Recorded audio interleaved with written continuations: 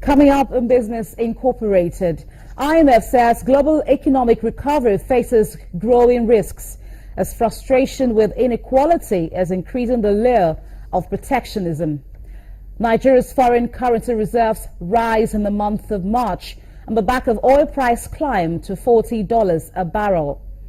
Plus, South Africa's central bank warns that a ratings downgrade would hit the currency hard and see short-term interest rates rise 80 basis points.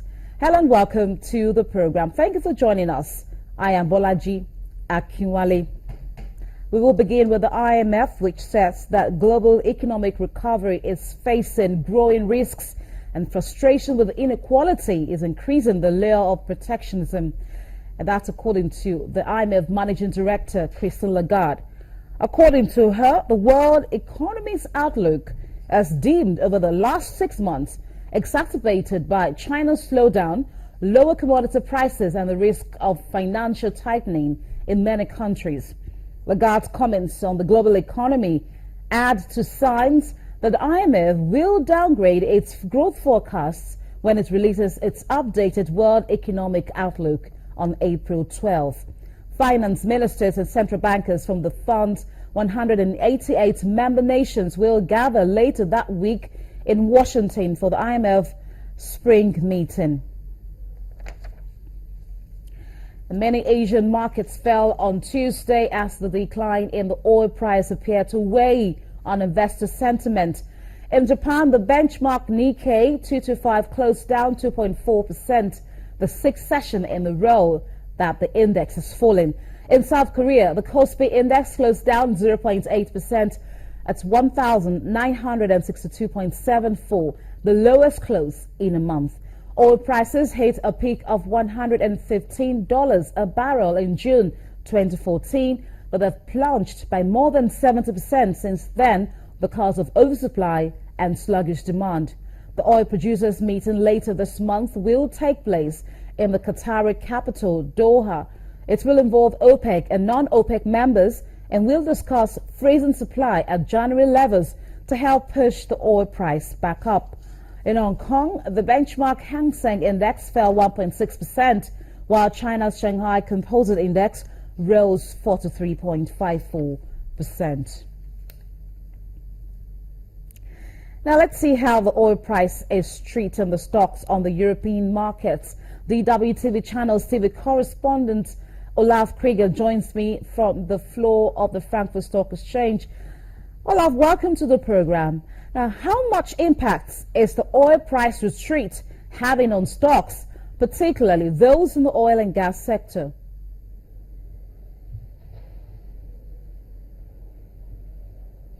Well, in fact, the oil price rocked the market here in Frankfurt, rocked the market also in other places all over Europe. And as you might see behind me, the German top shares are still in the negative territory, around 2.5% already, because no one really believes here that they will reach any agreement on their meeting in Doha to reduce oil and to freeze production for a moment of time just to keep the prices up again. And we have to keep in mind that the oil price is has tremendously fallen.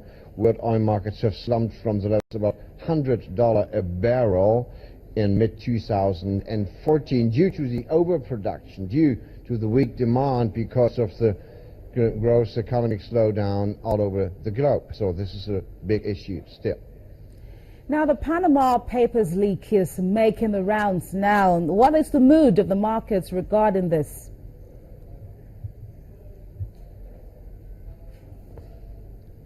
Well, believe me or not, I really tried so hard to get something out of the traders like this is really scandalous regarding the banks, and many European banks are obviously involved in this scandal, but the traders down on the floor are not really excited. It sounds like they think it's quite normal that banks are going to make their business with very wealthy clientele as long as it's not illegal, and if it's immoral, no one really cares here in Frankfurt. That's my personal impression.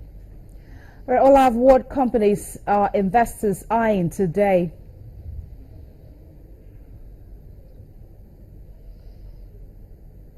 Well, of course, oil companies, because they are losing a lot of money because the oil price is low since a long period of time, and that makes business for the oil companies extremely hard, and as it looks like it will stay for a couple of time with this low oil price. So the expectations of the big oil companies like British Petroleum, like Exxon and someone else of them are not that good. So the oil price and the oil companies are really under pressure, especially the oil companies, of course. Thank you so much, Olaf Krieger, DWTV Channel TV correspondent, reporting live from the Frankfurt Stock Exchange. You're welcome back. If you just joined us, you're watching Business Incorporated. We're live to you from Channel's television headquarters in Lagos. Nigeria's foreign currency reserves rose by $40 million last month on the 30-day moving average basis to $27.7 billion on the back of oil price climb to $40 a barrel.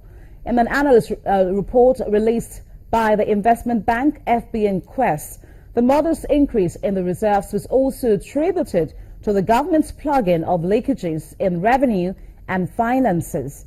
During the month under review, central banks' forex sales remain unchanged at $200 million per week to commercial banks, while importers were also surveyed to have cut back on orders, adopting a realistic position at the FX markets by the central bank. And oil slipped to a one-month low today after a surprise fall in gasoline demand in the United States, the world's largest oil consumer, and doubts whether oil producers can agree an output freeze to dampen a global supply glut. Oil prices dropped as low as $37 per barrel lately. Adi Mokwesa, a research analyst at Financial Derivatives, joins me now to look at the latest developments in the world of oil. Adam, welcome to the program. Thank you very much, Melody. Now, give us your opinion on what's to expect from the OPEC meeting in Doha, as issues of oil output freeze is expected to dominate the conversation. Well, so far, every OPEC member has agreed to attend the meeting, except for Libya. And also, we know non-OPEC producers like Russia are also going to attend the meeting. So that is a good thing. And if every producer should stick to should agree on freezing production and stick to their commitments, the market should gradually rebalance, because we know that as demand rises this year, the excessive oversupply would gradually reduce.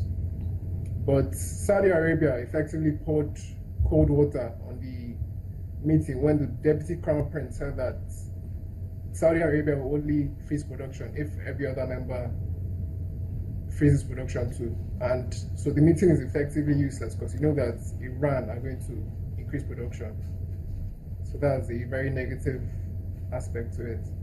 Okay, negative indeed. Now, there are concerns that Iran's agreement to a production freeze is crucial to the success of the meeting. Do you think so? Sorry, please can you repeat your question? There are concerns that Iran's agreement to a production freeze is very, very key to the success of that meeting. Do you agree with that? I do, I agree. The fact being that Iran is the 5th largest oil producer in the world. But you have to know that for a long time now, Iran have been denied the right to produce at their full capacity because of these economic sanctions. So now that economic sanctions have been removed, they have every right to regain their market share and get back production to where it was before. So it is actually fair for them to raise production, and for now, for the time being, and maybe commit later to freeze cut. So that provision should be made for Iran, in my opinion. Back home, Adam, we are witnesses to the petrol scarcity. The government has said it is taking steps to address the problem. Now, in your assessment, do you think it is doing enough to tackle the lingering petrol problem?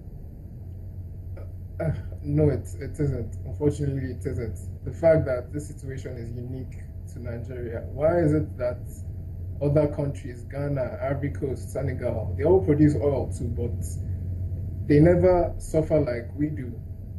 In my opinion, the government is not doing enough. There's so much more that the government can do. And this situation is just not, it's just not the first time this has happened. This has happened for decades and decades, but the problem is still yet to be solved. Now, how long do you think this scarcity will last? Like the Minister of Petrol, I think maybe till May. But my hope is that what we saw that last year doesn't repeat itself. Last year we saw businesses almost closed down because of this fuel scarcity. Telecom providers, MTN, Airtel were threatening to shut down operations. Airlines couldn't fly out, and whole business activity was effectively shut down. So I just hope that that doesn't repeat itself this year, and hopefully by May the situation will be better and everything can get back to normal. There are plans to build refineries in the country, among other preferred solutions to the petrol scarcity. Now, but the question is, how soon can we begin to feel the impacts of these steps? It would probably take 2 to 3 years before the private sector can invest in the refinery. First of all, we need the petroleum industry bill to be passed to attract private investment in our refineries. And before those refineries are built, it will take some time. And that's when we'll stop importing refined products, start refining our own crude oil, and Nigerians would begin to enjoy the fruits of that. Finally, Adim, what's your outlook for the global oil market? Well, if with this OPEC meeting in a couple of weeks' time, if every producer should agree to freeze production, I see oil ranging around between $45 to $50. Then maybe by the end of Q3, Q4, oil prices gradually go up to 50, 55. But the days of $100, I think that's a foregone conclusion. I don't see it happening anytime soon. So my take is $60 by the end of the year.